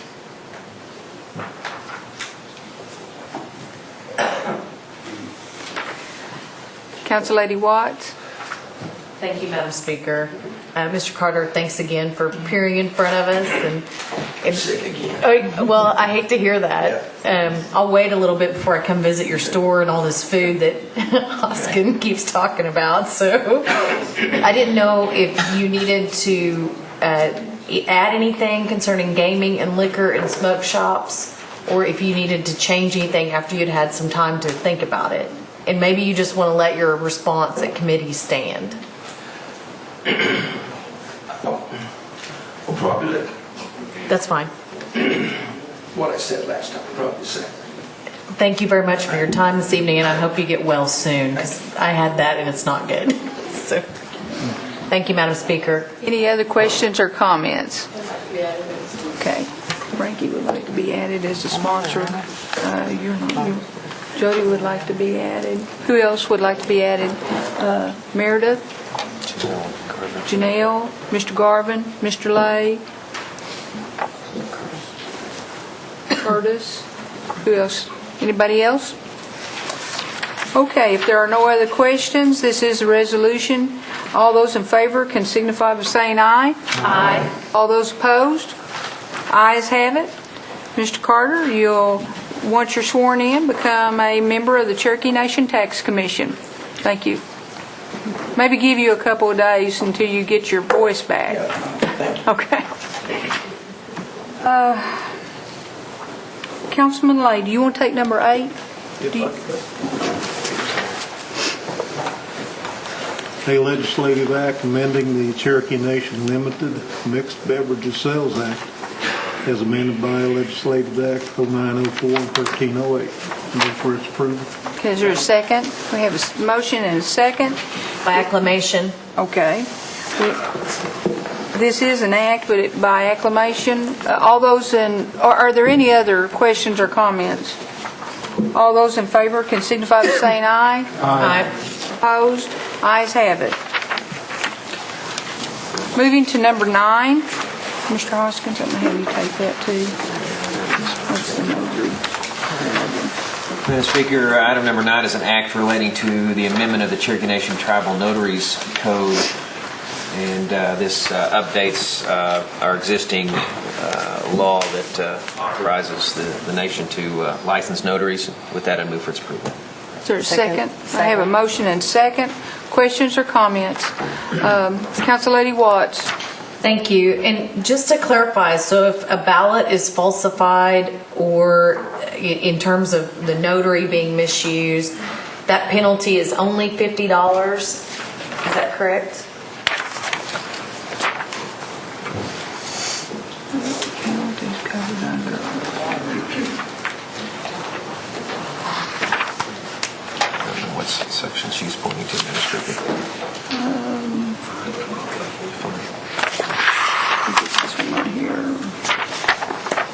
Madam Speaker, I believe she's correct. Yes. In as much as it states that in Section 5, yes. You are correct. And I see our AG is up and wanting to add a little more information. Yes, the penalty would be $50 under this act. That does not refrain from any other applicable acts that would apply in that instance. So such a happening would be a crime under our election code. There is also a fraud statute that would be a criminal penalty in the Cherokee Nation. So it's not just a $50 fine in toto, but it would be a $50 fine under this act. But someone who would commit such an act would be charged with multiple offenses. Mr. Garvin. Thank you, Mr. Embry. Thank you, Madam Speaker. I have a question. For the state of Oklahoma, would the state recognize being a notary? Could we notarize for the state also, state of Oklahoma? The Cherokee Nation notary, and I'll have to check on the reciprocity between a notary, they would recognize a notary from the Cherokee Nation. I don't know, but I can find that out. We do have a reciprocity statute that I can look into. Madam Speaker, I actually wrote to the Secretary of State for Oklahoma. May I? Yes. So the staff at the Secretary of State, now I did not get an official opinion from the AG's office for the state of Oklahoma, but there was the recent act that limited Oklahoma notaries to 20 ballots in regular elections. They responded, and it does not apply to tribal elections. And I would concur with that opinion. That's the way I understood his question. Thank you, Madam Speaker. And that's good information the council is sharing, but I understood Mr. Garvin's question to be, could a Cherokee licensed notary license documents in the jurisdiction of the state of Oklahoma, like a Kansas notary might Right, inside and the I will state? look into that, whether we have whether our reciprocity statute applies for that. But I would concur with the informal opinion of the Secretary of State's office on that. Thank you. Other questions? Councilman Keener. Thank you, Madam Speaker. I'd like to make a motion to amend this act. I'll pass those around.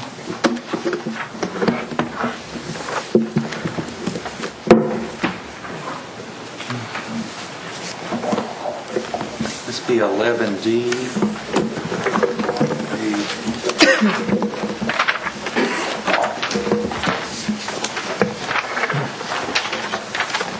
On page 4, under 11, the letter D. Is this all the same thing? Absentee ballots shall not be mailed to either elected officials, candidates, or tribal, state notaries at their physical address, the associated PO box, and/or associated places of business. Make that motion. Second. Okay, we have a motion and second to an amendment of our original act. Now we're open for discussion. Mr. Hoskins. Madam Speaker, my first concern with this is, if I'm reading it right, it says absentee ballots shall not be mailed to either elected officials, you can just continue on there, at their physical address, P.O. box, or any associated place of business. On its face, it sounds to me like it may not be the intent that an elected official couldn't ask for an absentee ballot. And that's of theirs? They could ask for theirs. But it doesn't say that, Councilor. No, it doesn't. So, Councilor, it's defective on its face, and then I don't understand the public policy concern with having absentee ballots mailed to these. But in any case, I'm not sure I support it just based on the defectiveness of it. Absentee ballots shall not be mailed unless it's their own absentee ballot. Madam Speaker. If he's directing that to me, I mean, what if it's the spouse of, where do we stop? What if it's extended family that's living with you and chooses to have it mailed there? I mean, you open up or family. Yeah, or family? Okay. Well, My sister-in-law. yeah, I mean, there are folks that live in your home from time to time, and that this seems to me to be a limiting piece of legislation, whereas we ought to be encouraging voting. So I think I'll reject it on that basis. I don't understand why there would be any reason to mail an absentee ballot to anyone that wasn't theirs if they weren't in that immediate family. If the councilman's directing to me, that's not the point, Councilman. It is if there's a legitimate voter at the address of an elected official, does that voter not get the absentee ballot there? Forget whether maybe they're not family. I mean, it seems to me this is an unnecessary limiting provision that I just can't support. Okay. Other questions or comments? Council Lady Watts. Thank you, Madam Speaker. As the second, I would like to offer a friendly amendment that it should read as is absentee ballots and then insert for anyone other than, well, that doesn't make sense now. Hold on.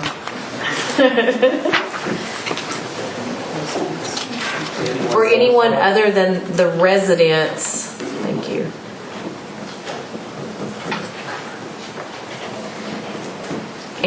And relatives within first degree of consanguinity.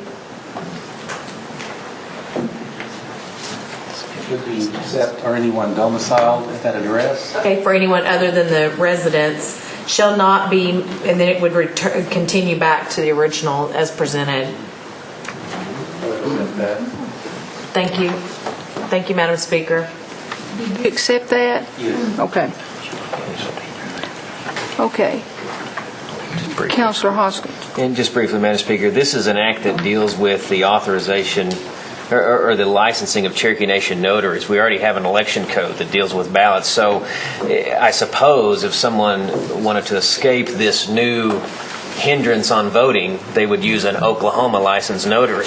This doesn't accomplish what I think the councilman is intending to accomplish in the first place. And frankly, what the councilman is intending to accomplish in the first place might not intentionally restrict voting, but it has the potential of doing that. And I thought we were about the business of encouraging voting. We have plenty of laws on the books, Madam Speaker, which prohibit voter fraud. Those laws can be enforced. Those acts of alleged fraud can be investigated. This is unnecessary. It is a solution in search of a problem, and it doesn't even accomplish what the councilman thinks he's accomplishing, in my opinion, Madam Speaker. Okay. Madam Speaker. Yes. If I could comment briefly, and with all due respect to Councilor Keener, my suggestion would be that you review the election code, which addresses the absentee ballots, because this may not be the correct legislation to insert this. Because you have some provisions in the election code about absentee ballots, and I'm seeing some nods from other council members. But I think that the most appropriate place for this, Councilor Keener, might be in your election code that provides for other. We had a similar issue in the election code that dealt with some duties of the registrar, and so that was directed to be put in the Registration Act instead of the election code. But I think this would be more appropriate in the election code that addresses the absentee ballots. And that's, with all due respect, Councilor Keener, we'd be happy to help you draft it in the right place. Are there other questions or comments? Call for the question. Madam Speaker, would the councilman withdraw his based on that legal guidance from the council of the tribal council? Very good. Very good. Okay. I think on this motion, I'm sorry, Mr. Thornton, you got to really wave that hand. The only thing that I really see that would make me not vote for this is I think the commission of the election commission should have a look at it and see what they want to do about it. I've called them a couple of times about something of this nature. And also we've got people that probably registered at the address of which they live with their parent, grandparent, great-grandparent, and they may be at Luke Air Force Base in Phoenix, Arizona, and they may come in and ask for an absentee ballot and be delivered to where whoever's family they are at. So I think that the commission needs to look at this and see what they think about it. They're getting kind of hot and heavy on us about making decisions without bringing it forward to them. And I think that's something we ought to do. Thank you. Are there any other questions or comments? I just have a question on information. Has there been a friendly amendment to the text in front of us? Because I still am not clear on I'm that. going to ask for clarification. I'm going to have Mr. Keener read in its entirety the change with the changes. Madam Speaker, after that cogent explanation for the service people, I would withdraw at this time until I can write this in a better fashion. Thank you. So you're going to withdraw your... I'll withdraw my motion. Okay. All right. That puts us back to the original act. Are there questions or comments on number 9 now? It's had a motion and second. Okay, it is an act. We'll just go ahead and do a roll call on it.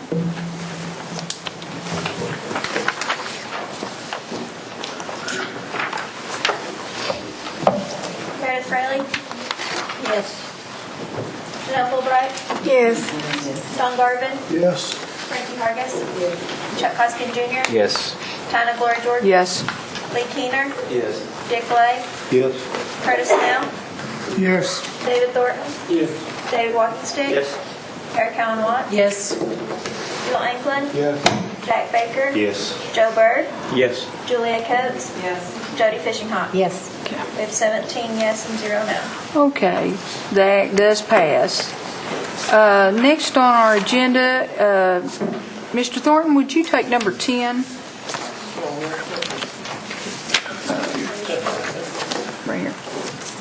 Okay, this act's related to drug testing for elected officials, and I'll make the motion for it to pass. I second. I have a second here with... Madam Speaker, I second with a friendly amendment. Would the councilman consider adding a new section 5G?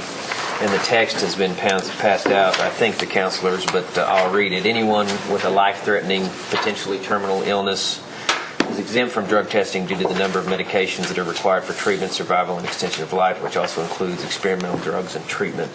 Councilor, would the councilor accept that as a new section G? Yes, I'll accept that amendment. Joe, I'm good. Okay. We have a motion and second, and we have an amendment, and the amendment is in front of everyone, I believe. Questions or comments on this act? Council Lady Watts. Thank you, Madam Speaker. So the one question I didn't ask in committee that I recall was, what happens if a council person refuses to take the test or is not in a location where they're able to take a test? Is that going to be addressed in the policy, or should that be addressed in the law?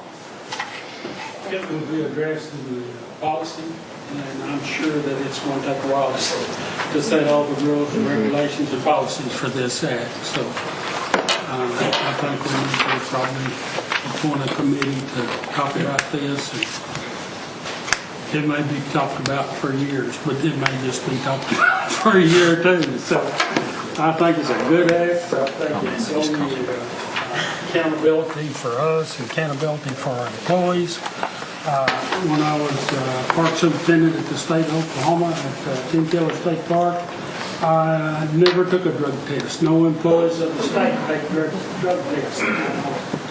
And so I think this is good policy. I realize that our people do take drug tests. I think our chief and the deputy chief may take it on their own. I don't, but I know they have in the past. So that's where I'm at. I've asked for Mr. Bates to second it. Whoever else has any more questions, be fine with me. Ms. White, you still have the floor. That was all I had. Thank you, Madam Speaker. Councilman Baker? Yes, under Section 5B, it states an initial drug screening will be conducted within 30 days of the effective date of this act. If we don't have a policy in effect within 30 days, it's going to be difficult. I would think to do this. Should we have it within 30 days of the effective date of the policy? I'll accept that as an amendment. That'd be good. Okay, now, how are you wanting it to read? 30 days after the policy is adopted.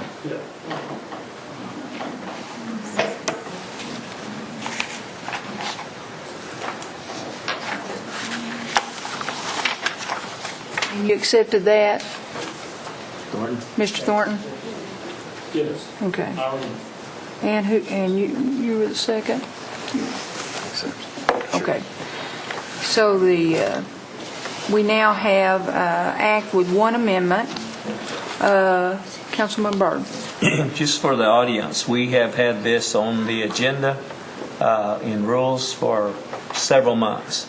And we would table and table, and we finally just threw it out there on the table to say, let's do it. Because our employees have this, and we felt like as elected officials, we need to do the same. We did this when I was a teacher, and, we need to adopt this. I think it's a good thing for all of our people. Other, Julia, I'm sorry. Councilman Coates, Council Lady Coates. I am on record numerous times, both as an elected official and as an employee of this nation, in earlier years in my opposition in general to drug testing. I think that it's a violation of civil liberties and civil rights for most people who, when there is no suspicion, there's no cause to be subjected to something that is invasive of their privacy, that is undignified, when there's no reason to subject people to things like this. I agree that in certain professions that it's necessary and should be done, but I objected to it when it was made policy at the Cherokee Nation some, 10 or 12 years ago probably. We've got a workforce here that is largely women who are grandmothers doing clerical work, and I don't know why we subject such people to random mandatory drug testing. I completely agree with Councilor Byrd that the council and the employees should be on the same par, but to me, the sensible thing to do would be to go in the other direction and remove this onerous requirement from the majority of the employees, except for those that are in youth-sensitive positions who are operating heavy machinery, all of the usual things where it would make sense to do this, but not. It doesn't make any sense to me for the majority of our employees. Drug testing is something that all over this country is a political show, in my opinion. When this measure actually came up during the campaign of 2011, I went to HR and asked for statistics of what the drug testing of employees had resulted in over the past probably 10 years or so that it had been done. It was costing somewhere between $50,000 and $70,000 a year. Fewer than 1% of the employees were testing positive. And I think in all of that time, something like 3 people had been dismissed because of a second retest that was also positive or refusal. And so it's a waste of money. It's an indignity. And I don't see that we have a problem with this, either at the nation or on the council. We've got mechanisms to test for cause. And I think we do need to have that. But I just wanted to make this statement because what I've been told is that when I have voiced my opposition to drug testing in the past, that sometimes jokes have gone around among employees that, oh, it's that girl from California who's smoking pot all the time or something like that. And right there is exactly the problem with this. If you demonstrate, there's such an atmosphere of intimidation around the whole issue, that if you demonstrate opposition for reasons other than using drugs, I'm not using drugs, I'll state that unequivocally, but you immediately come under suspicion. It's one of these things where you're guilty until proven innocent.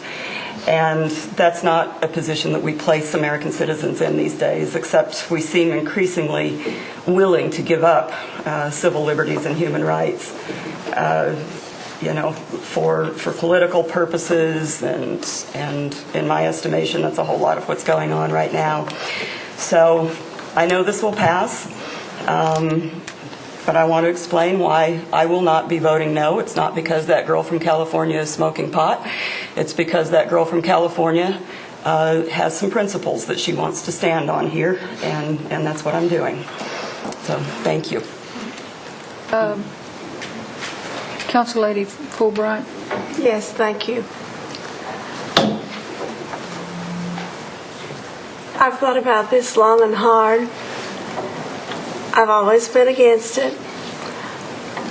I thought before I came in here I would vote for it. And those of you who know me know that generally I disagree with Dr. Julia Coates, but on this time I'm going to be with her. We'll be the only two that do vote no. And she brought out some very good points. One of them being it's a big chunk of money that we lay out to find the results of drug use of very few. And if there is cause, yes, do it. But I do think it's an invasion of civil liberties. I've never been for it for the employees. I think it's a bad thing that we need to do away with it. And a lot of the employees feel the very same way. They feel it's very bad. It is against their dignity, their invasion of privacy. And when I came in here, I thought, well, I'm the one on the council that's got a life-threatening disease. But I got a good CAT scan today, and everything was clear, and I was so happy. But, you know, we are on here to vote our mind, speak our conscience, do what we think is right. We only answer to one person, and he's our God up above. And everybody that knows me knows that I'm a pretty staunch Presbyterian. And I like to go to church on Sunday. We have a wonderful preacher, and I had a great service yesterday. And I don't like for people spreading innuendo of those who are against it, like, oh, they're a druggie. I'm not a druggie. I've never been a druggie. People who know me know I'm not. But I'm just speaking my conscience here, and I wish I'll be friends with all these people, and we're going out to dinner, and I'm not going to vote like they do. So that's all I've got to say. Councilor Byrd and Councilor Thornton know that I've disagreed with them from the first, and I'm just speaking from my heart. And as I say, I'm not worried about getting reelected or anything like that. And I'm not saying that anybody else is worried about it either. I'm just saying what Janelle Lattimore Fulbright thinks, and this is what I think, and I'm sticking with it. That's all.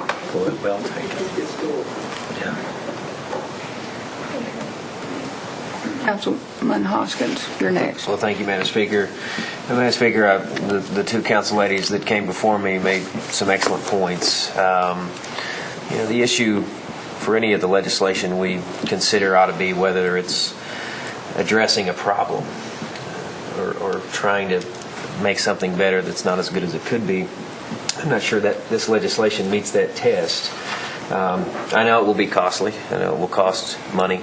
I know that if we aren't careful with the handling of records of test results that leaks can get out, and that happens to political people, and I suppose we're fair targets, but on the other hand, a leak of a false positive drug test would be devastating.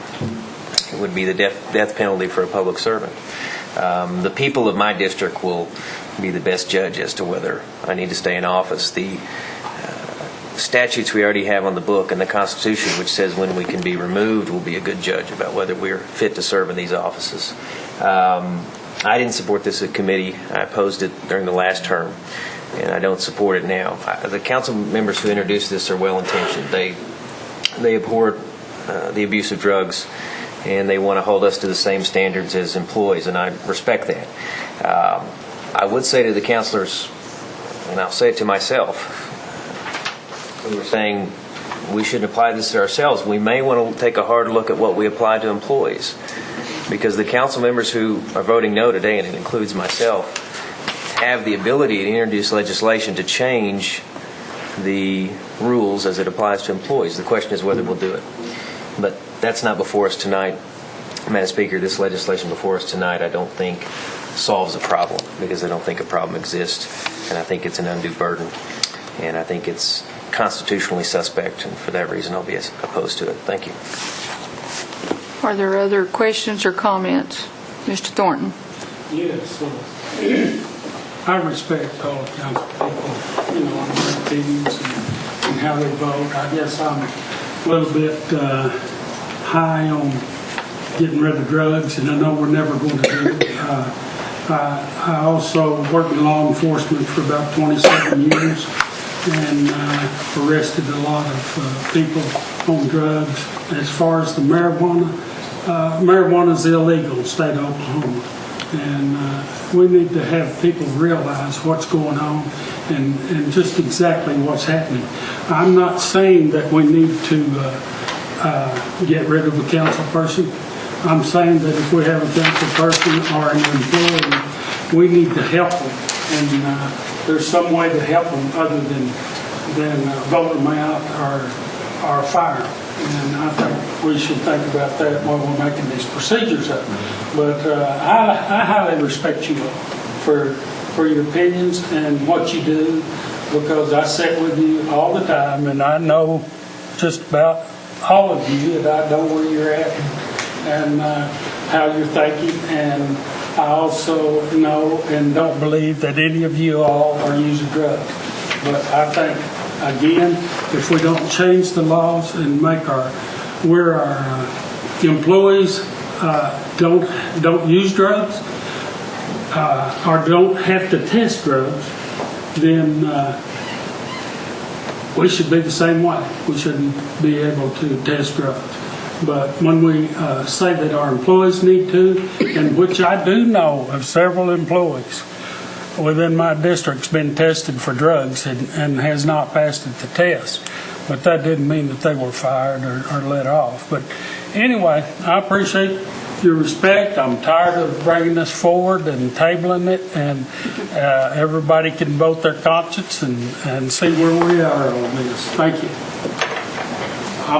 I'll call for the question. I would like to make one comment before we call for the question. First, Mr. Thornton, you and I had talked before the meeting, and I really thought I could support it.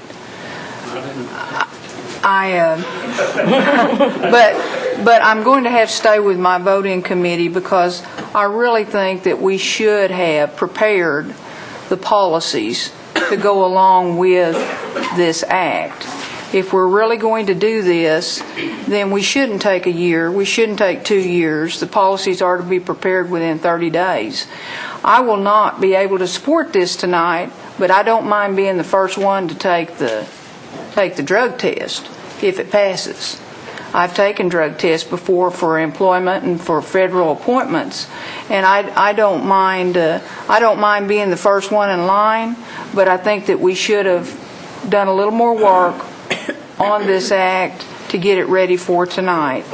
And again, I apologize to Mr. Thornton, because in our many discussions you really have persuaded me over, and now these ladies have persuaded me back. And I too sometimes don't agree with Julia, but on this case I honestly think that we do need to be looking at what we're asking our employees to endure for employment with Cherokee Nation. So with that, this is a act, and so we'll go ahead and do a roll call. Oh, Mr. Walkenstick, did you have a comment? I was going to call for the question. Okay. Well, we're going to go ahead then and do a roll call vote. Frankie Hargis? No. Chuck Hoskin Jr.? No. Tina Gloria Jordan? No. Lee Keener? Yes. Dick Lay? No. Curtis Snell? Yes. David Thornton? Yes. David Walkenstick? Yes. Kara Cowan Watts? Yes. Bill England? Yes. Jack Baker? No. Joe Byrd? Yes. Julia Coates? No. Jody Fishinghawk? Yes. Meredith Fraley? Yes. Janelle Fulbright? No. Don Garvin? Yes.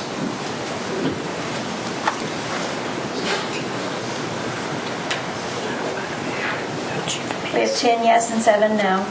Okay, the yeses have it, and the act passes.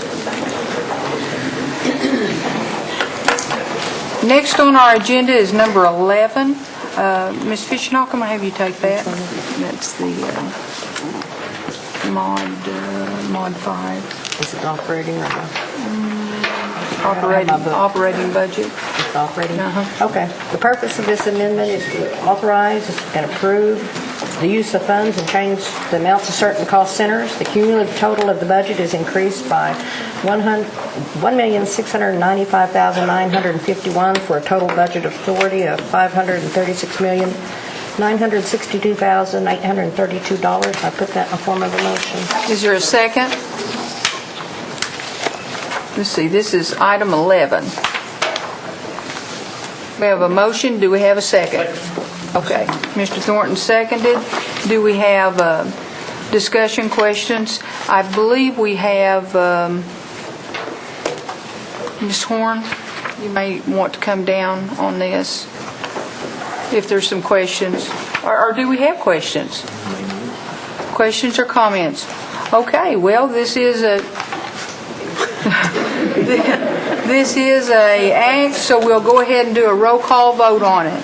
Motion by acclamation. Motion by acclamation having been made. All those in favor can signify by saying aye. Aye. All opposed? Ayes have it. And now we move over to our, and it does pass, and we're moving to number 12, which is our amended agenda.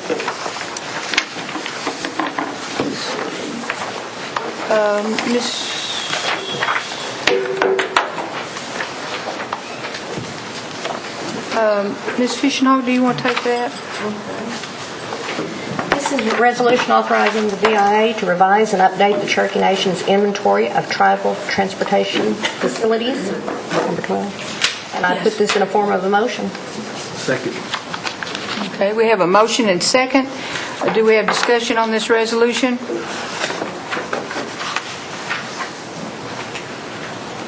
Well, I will say this is one of the more positive things that's coming out of committee. It's adding 192 miles of road to the IRR list, and they're all in Adair County except 1 mile, which is in Cherokee County. And if we have someone here that's writing for the press tonight, that needs to be the headline. So, having no other discussion, all in favor of this resolution can signify by saying aye. Aye. All opposed? Ayes have it. You might explain why it's being added. I'm trying to think, would you say it's the only county we have that's got a majority minority. There's over 50% of the people in Cherokee are Cherokee in Adair County. I think it's 53%. 53%. The speaker corrected me. And because it is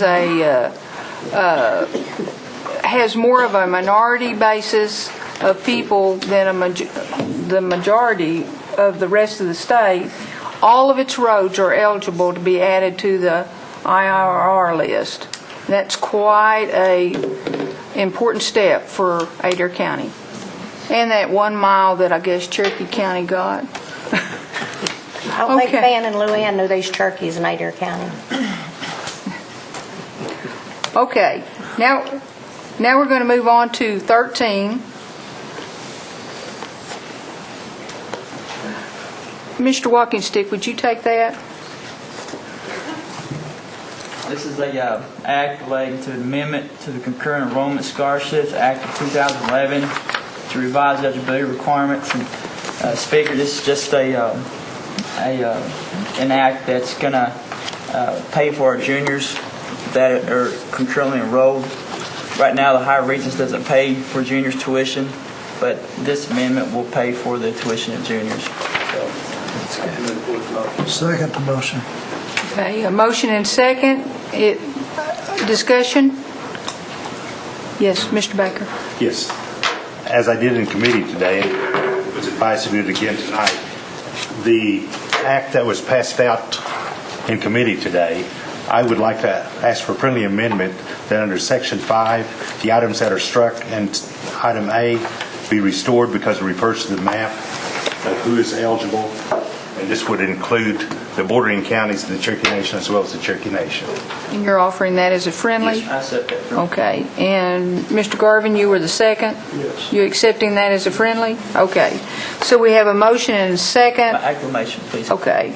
Of this act with a friendly offered by Mr. Baker. Are there any other questions or comments? By acclamation, all those in favor can signify by saying aye. Aye. All opposed?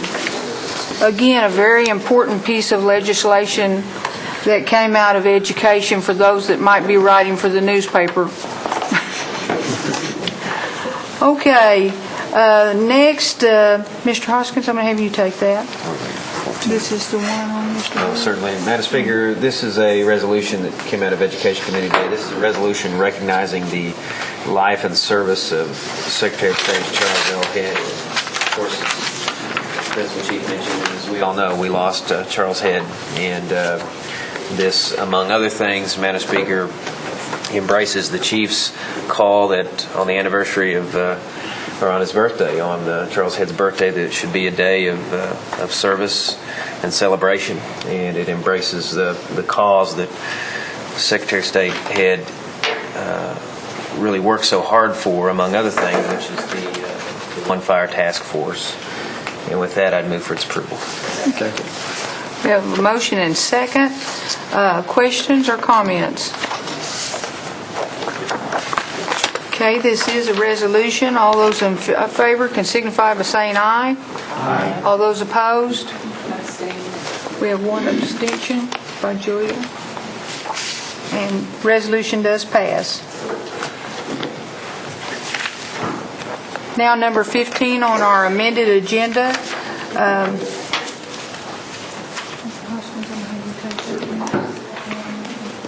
Madam Speaker, from Resources Committee, item 15 is a resolution authorizing the submission of a grant application for the 2013 CTAS Coordinated Tribal Assistance Solicitation. This is related to domestic violence type initiatives, and it will go for a grant application. With that, I'd move for its approval.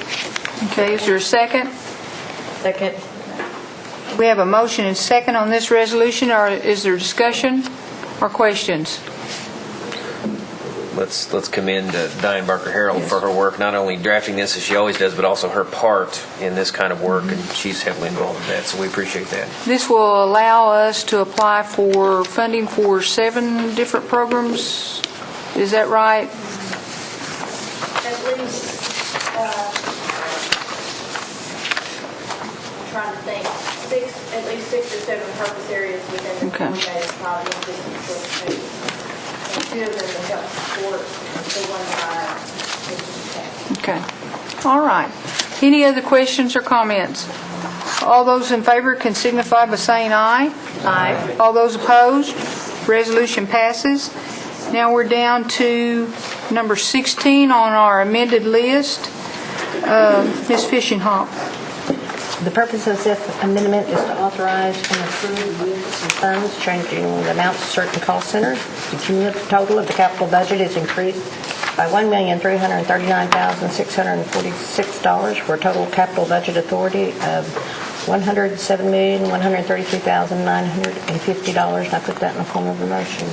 Okay, we have a motion. Do we have a second? Motion and second. Do we have discussion or questions? Okay.